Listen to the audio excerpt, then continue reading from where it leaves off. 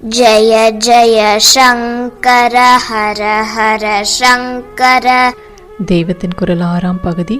அன்னை தந்தைக்கும் மேல் ஆசானே. அவர் பண்ணும் உபகாரம் யாரும் பண்ண முடியாது. கடை தேர வேண்டுமானால் அம்மா நமக்கு சரணமாக மாட்டாள். அதாவது அம்மாவிடம் அடைக்கலம் புகுந்தால் அவளால் நம்மை மாயைக்கு அந்தண்டை தூக்கி போட முடியாது.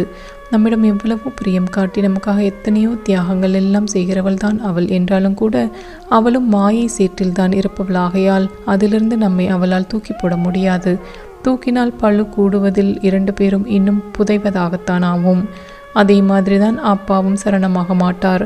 கூட பிறந்தவர்கள் மற்ற பந்து மித்ரால் எவரும் சரணமாக மாட்டார்கள். குரு பாதம்தான் சரணம் என்று ஆச்சாரியால் நெஞ்சை தொடுவது போல சொல்கிறார். சரணம் ந பவதி ஜனனி ந பிதா ந சோதராச்சாந்தையே சரணம் தேசிக சரணம். சரணம் என்றால் அடைக்கலம், சரணம் என்றால் பாதம். அடைக்கலம் குரு பாதமே என்பதை சரணம் தேசிக சரணம் என்று சொல்லியிருக்கிறார்.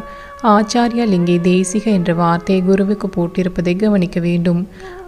அவர் இப்படி சொல்லியிருப்பதைத்தான் அவரையே தோட ஆச்சாரியால் சூஸ்திரம் செய்த போது பவ சங்கர தேசிகமே சரணம், பவ சங்கர தேசிகமே சரணம் என்று திருப்பியிருக்கிறார்.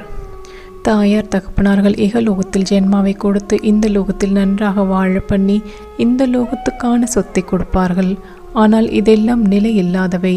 நிலையான சொத்தை இன்றும் அழியாத பிரம்ம அனுபவத்தை தருபவர் குருதான்.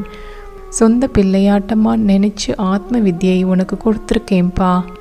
ஸ்வ சூதவத் அசக்ருத்வாம் பாவயித்வா. சொந்த புத்திரனாக பாவித்து திரும்ப திரும்ப உபதேசித்திருக்கிறேன் என்று குரு சிஷ்யனிடம் உபதேச முடிவில் சொல்வதாக ரொம்பவும் டச்சிங்காக விவேக சூடாமணியில் ஆச்சாரியால் சொல்லியிருக்கிறார். இந்த ஸ்லோகத்திற்கு ஒரு பாடபீதம் இருக்கிறது. அதன்படி தத்துலம் அசக்ருத் துவம் பாவயேதம் என்று இருக்கிறது. அதாவது சிஷ்யனிடம் குரு ஈடினை இல்லாத இந்த உபதேசத்தை நீ திரும்ப திரும்ப பாவனை பண்ணி கொண்டிரு என்று சொல்வதாய் அர்த்தமாகும். எனக்கென்னவோ அதைவிட குரு தாமே சிஷ்யனுக்கு தாயும் தந்தையுமாகி அழுக்காமல் சலிக்காமல் அவனுடைய உள்ளத்தில் நன்றாக பதியும் வரையில் திரும்ப திரும்ப உபதேசம் செய்வதாக சொல்லிக்கொள்ளும் பாடம்தான் ஸ்லாக்கியமாக தோன்றுகிறது.